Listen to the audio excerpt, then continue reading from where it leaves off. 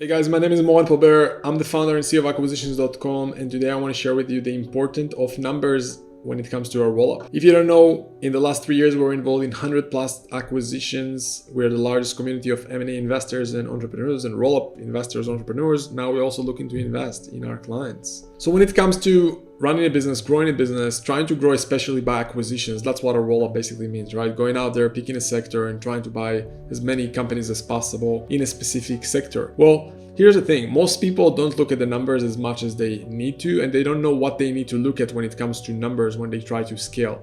If you are not looking at your numbers enough, if you're not looking at your numbers at all, you won't be able to scale. When you're scaling a business, numbers should be basically your guideline of knowing when and how to invest, right? You need to know if you hit your forecast, and that's where you have confidence, right? Then you have confidence to know, okay, can you reinvest into a new location, into a new business? Can you move to a different location, add a different location, right? Have an investment in a team, in more employees, in processes, in equipment, in inventory, in office space, whatever it is for you, in a new business, of course, right? But unless you're looking at your numbers and you don't have certainty around those things and you don't know what to look at, it's going to be very, very difficult. So what is it that you need to look at? How do you even make an assessment? How do you make a forecast, a budget? How do you do those things to make sure that every day you have confidence so you can make moves? Because in the end of the day, guys, you need data. You need data and numbers to make decisions. You can't make decisions in business based on just your intuition, right? Intuition might be a great idea to start a business or whatnot, or to come up with an idea, but to grow, you need to be systematic, consistent. You need to look at data and numbers constantly to make decisions. Business is a confident game in the end of the day. It's a confidence game. If you don't have confidence to grow, you won't grow. And that's why you see a lot of business owners, most business owners, either stay stuck at some level and they don't have the courage or confidence to invest in growth, or they just don't hit a model that is ready for growth, right? Or they don't know how to grow, they don't have the skills, they don't have the confidence. That's usually are the main things. And understanding numbers is where you get the confidence to scale a business. Because if you know that you have a target revenues, target cost, you know, okay, those are my revenues, those are my costs, that's my target revenue per employee, for example, or target profit per employee, or target inventory, or target X amount of expense compared to revenues or profits. And based on that, you need to make decisions and understanding what is your forecast, what are you expecting. And also based on all of those numbers, then you can make decisions. Maybe I'm not even allocating capital in the right place. Maybe I need to allocate capital in a completely different place to get better returns. That's basically the job of a CEO. If you look at, or an owner, if you look at Warren Buffett, what he's basically doing is allocating capital based on numbers that he's seen. And if you want to be a CEO that's growing by acquisitions, looking at the numbers is basically your opportunity to know where you need to allocate capital into. And most business stay stuck. Like 99% of businesses fail in the first 5 years. Most businesses never reach $1 million in revenues. Like 7 or 8% of businesses never go above like 1 or 2 employees or 1 million revenues. Like you're in the top 2-3% of businesses in the world if you're above 1 million in revenues. And usually it's because people don't have the confidence, they don't have the certainty, they don't have the skills, they're not willing to invest in themselves when it comes to their skills, and they stay stuck. And a lot of business owners are also growing from 1 million to 2 million to 3 million. I see a lot of them are declining and need to go back because they don't know how to scale. Because when they're scaling, they're reinvesting too much, they lose their revenue per employee, they are scared, they're afraid of failure, they're afraid of not knowing, and they just stay stuck or go back, decline, and need to go back and get a job instead of being a business owner. That I believe everyone with enough guts, being resourceful, committed to the journey, can be a successful business owner. The problem is that if you don't have the skills and courage and confidence from knowing those skills and looking at those numbers, it's very difficult to scale.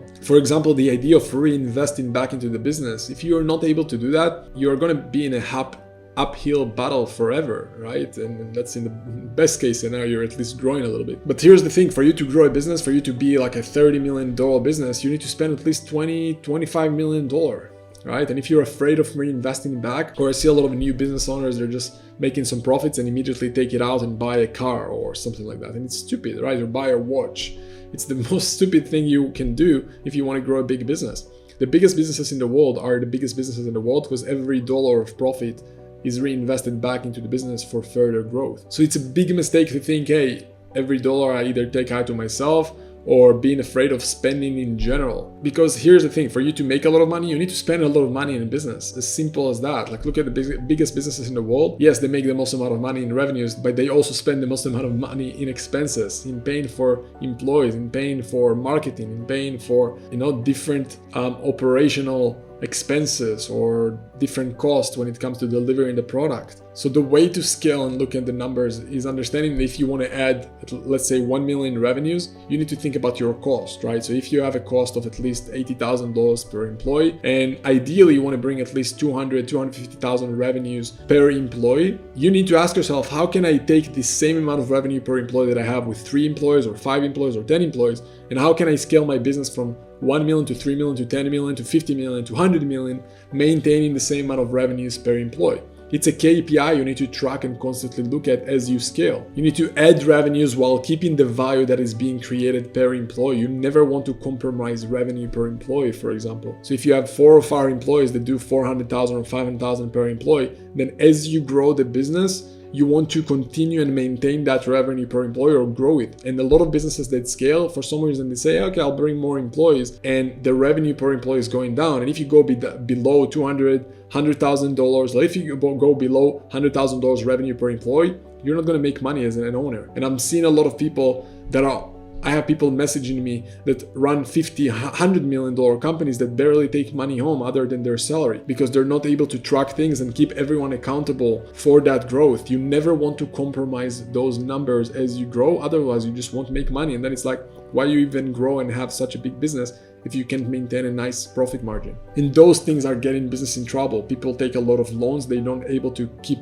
the right margins in place. They're not scaling with enough consistency and accountability. They don't know what to look at when they're growing, and that's where they have a lot of those breakpoints that eventually makes them want to basically fire everyone and take a few steps back to go back to be 5 and 10 employees, because it's just more comfortable, and they make more money with less employees because they're not able to scale. They don't know how to lead so many employees and get the same amount of value per employee at scale. So when you're growing, if you want to know if you're growing the right way or not, is look at the revenue per employee and make sure that as you grow, as you double your business, your revenue per employee stays the same and stay in the right direction, right? And maybe you have a bit of a decline, but constantly, as soon as you hire someone, but eventually you want to go up, and you constantly want to track of you being more efficient or less efficient if you want to grow the business. So the same way that you track hopefully KPIs with the amount of leads that you have, or new clients, or conversion rates and things like that, or inventory turnover, you want to have KPIs for things like revenue per employees, so to make sure that you can maintain the same amount of margins as you grow, right? You want to have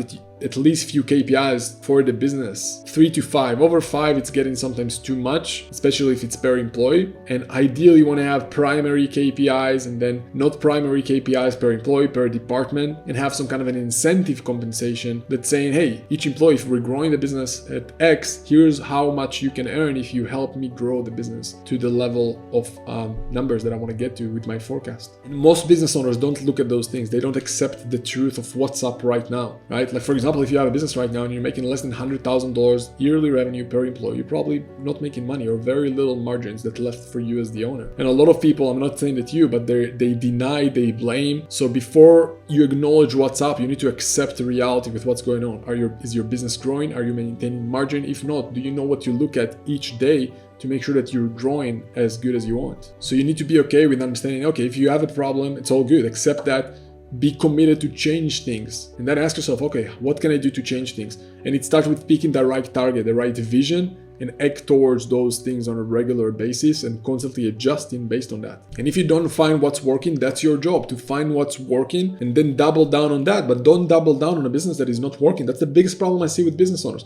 They come to me, they have one messy business, and they want to go and buy 10 more businesses. If you have one messy business and you're going to buy 10 more businesses, you're only going to end up with 10 or 11 messy businesses. So first you need to organize everything internally. That's the first thing that we're doing when we work with business owners. We make sure that we basically re-engineer their business and going through step by step of figuring out where they at, what are the gaps, making sure that they have good processes, good fundamentals, so when they scale and buy other companies, they're not in a mess, and they can basically transfer all existing good processes into a business that maybe don't have all those processes. And that's what a platform company is. For example, when private equity firms are buying companies, they look for companies that already have good, robust fundamentals. And that's a business that you want to be if you want to scale, or go out there and buy a business like that have those fundamentals in place. But otherwise, if you are not going to have those things in place, you're going to end up in a big mess, and it's going to be very difficult for you to scale. And you'll just end up with a lot of debt. You might grow your top line numbers, but you won't make money. You'll lose in a lot of money, and it will be very difficult for you to build the wealth that you really want and deserve. With that being said, guys, those are some of the lessons that I know were really helpful for me when I was on the journey and on the journey right now with different sectors, and hopefully it will help one of you at least. So with that being said, if you like it, like, subscribe, and all the stuff to help the channel. Let me know in the comments below what you think, and I'll see you soon.